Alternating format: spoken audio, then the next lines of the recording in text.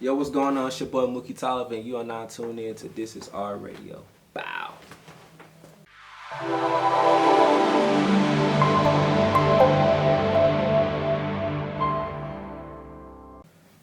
Mookie Tolliver, man. Welcome to This Is Our Radio, bro. How you feeling? I'm feeling blessed, man. What's up? Hey, man. Ain't nothing to me, bro. Same. Blessed and highly favored. You feel me?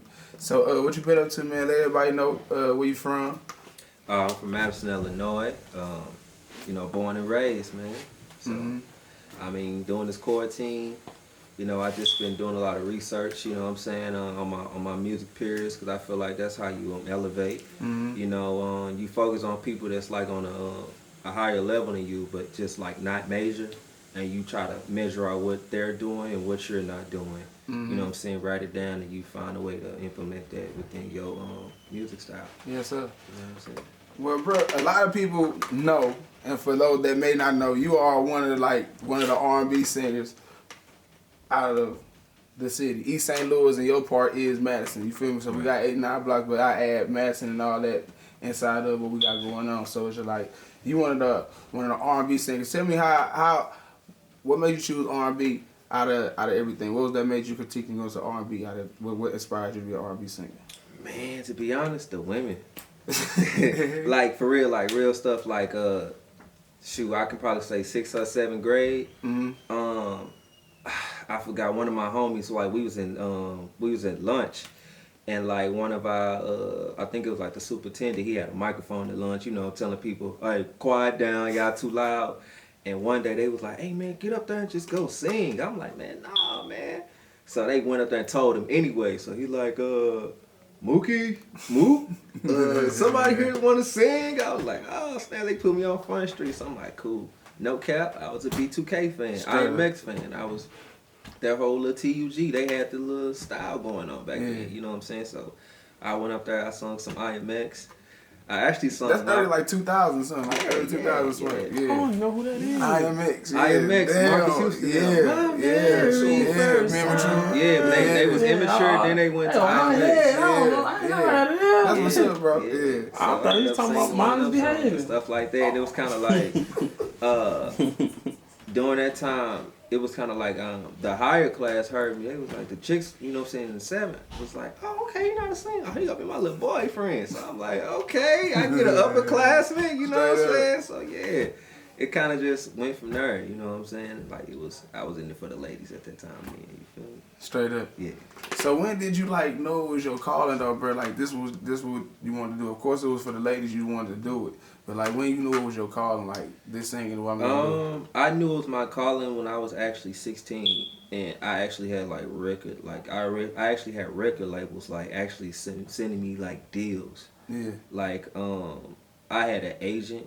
Shout out to my homie, my engineer Steve, because me and him been doing music like since we was in the trenches, and like so him and I was shopping out demos to like real record labels, and they was calling us back, and like they was sending us like deals and stuff. Some of like the cash was too low, like it was trying to give us like it was like a $70,000 deal and stuff like that. It was kind of like, even though we was young, we still knew that wasn't like enough money, straight up, but then again, I kind of look at it like, hey, just a lesson learned. But at the same time, if I would have took that, I would have probably been on artist development for probably like 3 to 4 years, and I probably came out, when I was like 18 or 19 anyway.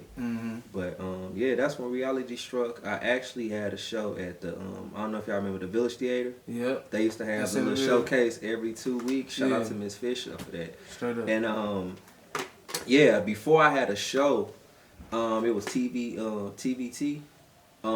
Record label called me, you know what I'm saying? And they told me I wasn't what they were looking for. I guess because, that's when Lil Mama came out with the chicken noodle soup. Yeah. And, I guess they was trying to, sign people who was fitting their criteria. Yeah. And I mean, I was just strictly R&B. Plus my R&B was like ahead of its time because I'm young, but I'm singing about the same stuff I'm singing now. So it's like it didn't fit my age bracket. That part. You know what I'm saying? Yeah, I ain't gonna lie. I cried. You know what I'm saying? I'm like, man, like that's crazy. Like all my life I've been praying for stuff like this, but I mean, at the end of the day, the show must go on. I mean, I'm like, well, it's showtime. Let me wipe these tears off. Let me go ahead and kill the stage. You know? So that's from that moment. That's when I knew it was like real for real. That's so. Yeah. That's so, bro. And then another thing that's like pretty interesting, like if you don't mind, we could dig up on the fact of like you lost your moms at an early age too, bro. Yeah. So like how what impact did that have on your life? Man, it actually plays a major impact on my life. You know, I lost my mom when I was 9. My mom has an identical twin, you know, looks just like her. So, but it's just like with my mom, I feel like she's always with me because every phone I get, she's always my screensaver. Like my mom will always be my screensaver on every phone. That's So it's kind of like she's always with me no matter what. And it's like if I feel any type of way, like musically, or if I want to give up, I just kind of look at my mom because I just know my mom, you know what I'm saying, even though I had 9 years, but through those 9 years, from the few memories I did have, she taught me about discipline. And I know my mom would want the best for me, you know, and like I know my mom, she'll beat me if I were to give up, like not in like that type of way, but I'm just saying like, just using it as an analogy, she'll get on me. Yeah. So I can't give up, and I just have other people depending on me, you know, and I basically feel like, I don't know, it's my job. I just feel like it's my job to just make it to the top and just basically just be financially stable for my family and just basically show my sister, who's been my secondary mom, love in return. You know what I'm saying? I want to retire my sister, to be honest. That's and I see you acknowledge your sister a lot too, bro. Like that's real soul, man. Like so give us a little bit more on your relationship with your sister. Like I know it's pretty close knit, but tell me a little bit more about it, man. Like she got to play some kind of inspiration on you making some of this R&B music too, man. You feel me? Like what's up, bro? You got women around your life. I mean, you know, my sister, she's hardworking. You know what I'm saying? So it's like I think that's where my intelligence and my ambition come from, because my sister was very ambitious. She was very independent growing up. Basically, you know, just taking me in, and she had 3 kids of her own. You know what I'm saying? I just acknowledged it. You know, I put that and I respect it to the utmost. But I mean, she just kind of learned, like she kind of taught me about time management. You know, I feel like time management is something that's just major, and it's something that we all could just grow on. You know what I'm saying? So like, she was actually cool with me actually having the studio in my house. Yeah. Because it got to the point where I ain't had no job. I lost my job. I had got laid off. I'm like, cool, I found another one. A week later, transmission went out on my car. I'm like, dang, you know what I'm saying? What I'm gonna do? So I'm like, forget it. Let me just go ahead and start recording people. So it got to the point where she was willing enough to just accept other bodies coming into our house, you know what I'm saying? That part. And I was making money off that, you know what I'm saying, the studio. So I applaud her through that because, you know, that still taught me, you know what I'm saying, at a young age to have a business mentality. You know what I'm saying? And it just taught me about like growing up and just basically trying to survive on my own because nobody told me to do that. I took the initiative to say, hey, I need to make some money. I'm finna start recording people. So, you know, and I learned that from her, you know what I'm saying? Where it's like she really didn't ask nobody for help. And I'm kind of the same way. I hate asking for help. That's right. So I just like had to make ends meet, you know what I'm saying? So, I mean, my sister just dope to me. That's you know? She just dope. That's up. And so look, so now for everybody that may now be catching your wave because of you done did some big shit in the past few years, bro. If people know you from your MySpace days, if they ain't know you from your MySpace days to now 20, coming from 20, I want to say 2018, 2019, 2020. Yeah. Your grind now to where you at now as an artist, bro. Like for people to see you now, you got 2 big features, bro. Yeah. You know what I mean? And for the people that don't know you from the MySpace days to the ones that know you now, like, what would you think they perception of you would be right now as an artist? Like they were like, damn, this nigga from the city, he got these 2 big ass features. Like, they'd probably say I made it. You wanna know what's crazy though? What's up? MySpace was like, that's another thing too. Like MySpace was like my golden days because I had like 15,000 friends on MySpace. MySpace was stupid, and it was to the point where I was talking to Uncle Ra, the vocals coach of Making a Band. We literally like message each other like almost every day. the dude named Keon that made the Swag and Surf beat, he reached out to me, gave me his number, and was trying to sell me a beat. And I'm like, bro, that's too much. He was like, you ain't signed? I was like, no. He like, damn, I thought you was on. Straight and I was up. just like, no, I ain't know. He like, shit, we could work something out. His prices was like buku crazy. And I'm like, man, I'm still in school. I ain't got no job like that. You know what I'm saying? I ain't got that kind of money. Yeah, but it was just like, I was able to like interact with like a lot of people. Yeah. You know, and it was like real, it was genuine. Mm-hmm. And it's like moving forward now. Like I said, everything's a big stepping stone. Everything's just all about your growth and just basically you just staying consistent and just being true to yourself. Where I just developed a better me down the line, and I got a much more better understanding on how the music industry goes, and how those features actually went about. Was like the Sammy feature came about was like I said, going back, I was on the internet monitoring my music peers, people that's doing better than me. Yeah. And it was this guy named, I think his name like Malachi, something like that. And he had a song with Lloyd called Damn. And I'm like, well, I never heard of this dude. Right. But I'm like, he got a song with Lloyd.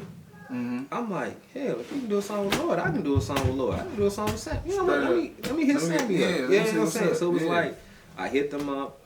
It was like September of 2017 when I hit them up. Shot them an email. It took them like roughly 3 days to reply back. They replied back and they gave me their price. And I was just like, oof. I'm like, well, you know, I don't have any help financially. But if you just bear with me, I'm a man of my word. And just let me, you know, work my ass off at my job. Yeah. And I'll come, you know what I'm saying, repay y'all a visit. They was like, all right, that's cool. So like a couple months down the line, I'm working like 16 hours a day at my job. I'm doing extra hours of overtime. And I hit him up probably like March, was like, yo, I'm halfway there. He like, oh, whoa, okay, cool. You know, because it's like, I guess they wouldn't expect me to contact them back. So I contacted them back. And then after that, it was like June, it was like ready to go, you know. But the thing about it was I originally had a different beat for that record. Shout out to Real Noise Inc. To be honest, I didn't write WID. That song was already pre-written. So that's why I'm giving shouts out to him. Because I went to go buy actually the original WID, well, the original beat, it wasn't called WID, and he played the WID record, and I'm there with my homie, you know, my engineer Steve, and then my homie Nine, and we just listened to all the beats, and then I heard that record, he was like, yeah, I ain't finished it yet, though, I just got the first verse, and I'm like, yo, that's tough. Straight up, huh? So I proceeded to just buy the other two beats. Yeah. Then after that, I went home, called them boys on three-way, like, yo, I did that WID. That I heard Sammy on that. Straight up, huh? And they was just like, man, how you gonna try to take some stuff that's his, you know, boss? I'm like, I'm gonna buy it from him. Straight up.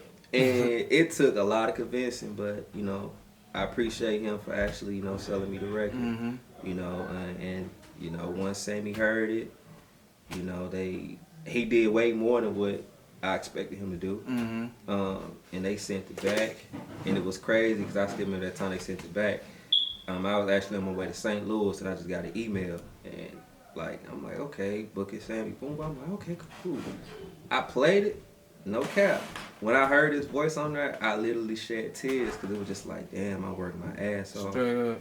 You know what I'm saying? For like to pay for this feature, and it's like somebody that I grew up listening to, like straight actually up on the same song as me. And I was like, dawg, that's deep.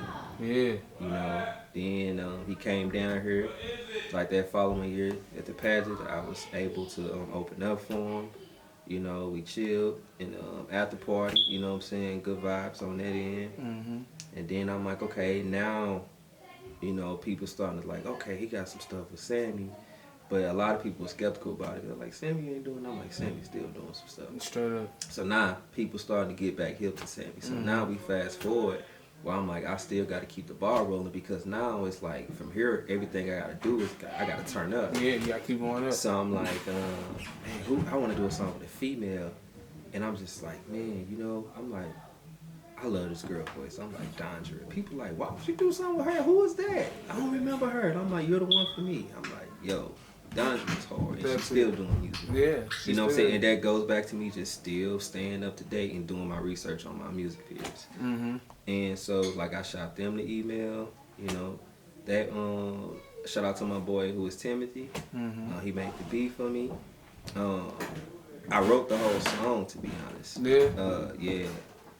It was kind of weird, but because I had to put myself in a female perspective. Yeah. But at the same time, it was kind of cool because I actually wrote about a situation that I actually was in. So it was kind of easy for me. Mm-hmm. But I shot it to her. She loved it. She recorded to it. Then after that, you know, she sent it back. I'm like, yo, this is crazy. I'm like, nah, I got 2 big features. Like, that's dope to me. Then it didn't take us long to shoot the video. We probably shot the video like 4 months after we got the record back. Shout out to Telly for that video. Mm-hmm. Shout out to everybody that was a part of that. You know what I'm saying? Shout out to my homie Nine. Shout out to Marty. She did my hair, and she also did my makeup. She also did my homegirl Kiara makeup too in the video as well, and she also did her hair too. So shout out to her. Styles on the man. Straight up. But yeah, like and shout out to Miss Diamond. You know what I'm saying? What's her name? Rhea Diamond, right? Oh yeah. Yeah, Rhea Diamond. She did the behind the scenes for us. Yeah. Shout out. Hey, girl. All right, Tony. I see her. Yeah, Tony did the behind the scenes. Okay. Shout out to Dondria, her camp, and Alexis Branch. She was actually in the video. So if you guys don't know who Alexis Branch is, she was on Love and Hip Hop. She was on B. Simone TV show. Stevie J signed her like a couple years ago. She's doing a lot, you know. And for me to have her cameo in the video was like, it was dope. You know what I'm saying? Shout out to Casey. She was one of Cassie. I'm sorry. She was one of Dondria's brand ambassadors. So. But that video shoot was dope. The vibes was dope. Like, she's a down to earth person. Like, when I say she hella cool, she hella cool. You know what I'm saying? And this video is getting like a lot of traction for me.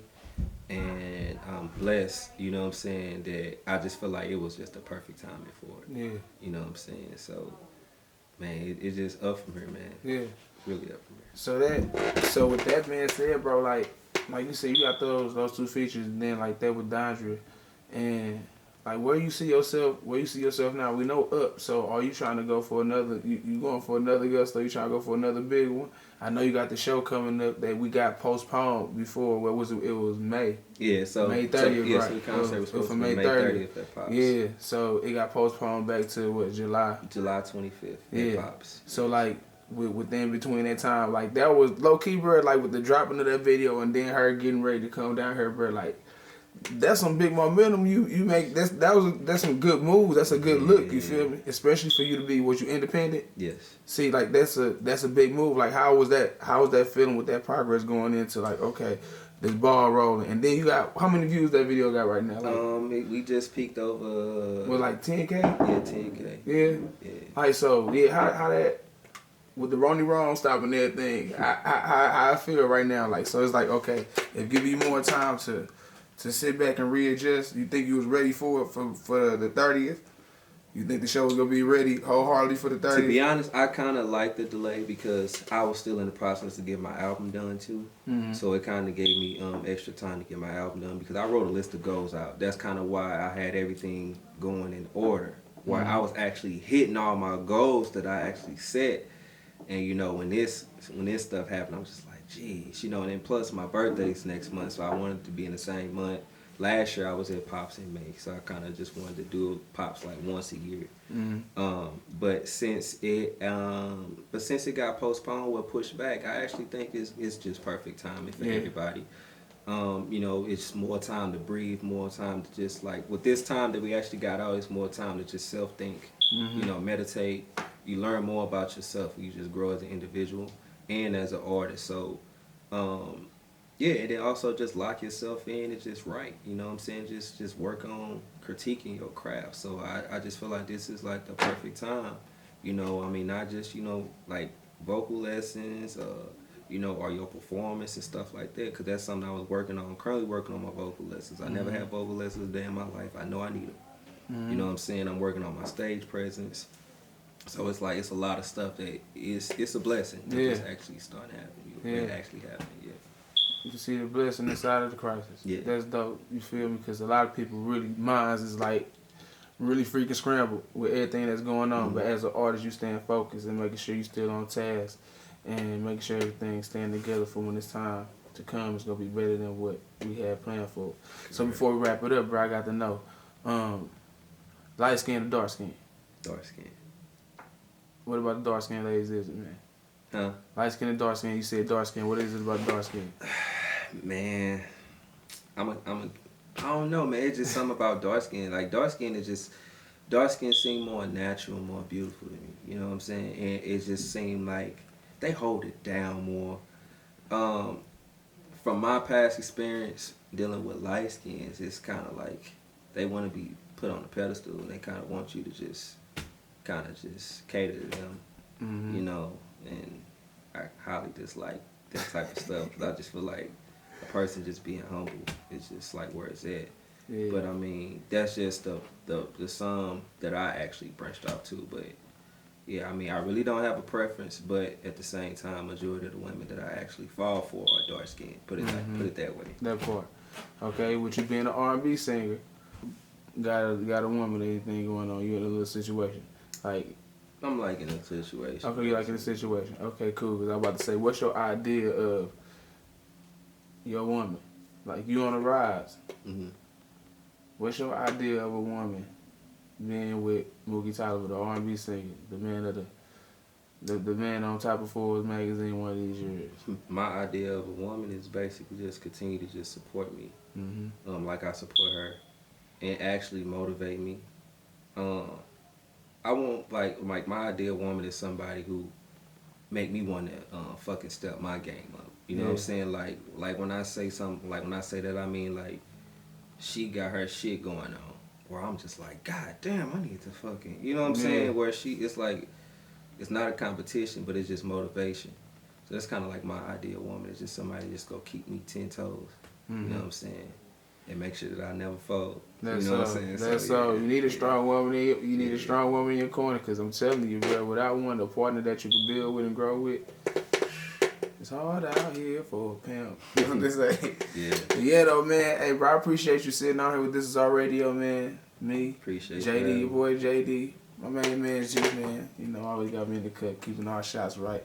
Yeah. Hey, Mookie, man, I want to sit down with you again. We'll bring you back on the show, bro. We got some more stuff to chop it up and talk about, man. But, hey, thank you for coming. This is our radio, bro. I appreciate you. And, hey, let everybody know where they can follow you, your social media. Let them know where they can find your music at. Let them know what's up, man. All right, so you all can follow me on every platform. Mookie Tolliver, I spell it out, MooKietolliver. I repeat, MooKietolliver. My music is actually on every distribution platform right now. I have 3 singles on there currently right now. That's Forever featuring Dondria, WID featuring Sammy, and Getaway. That's just for the moment until next month. I plan on dropping my album. It's going to be called More About Love. So be on the lookout for that. And I think I got 8 to 10 bangers for y'all. So it's just strictly R&B. Yes, sir. That's about it. Hey, bro. So, hey, like I said, thank you, bro. Till next time. So, brother. So. Most definitely. Hey, we need to drop too.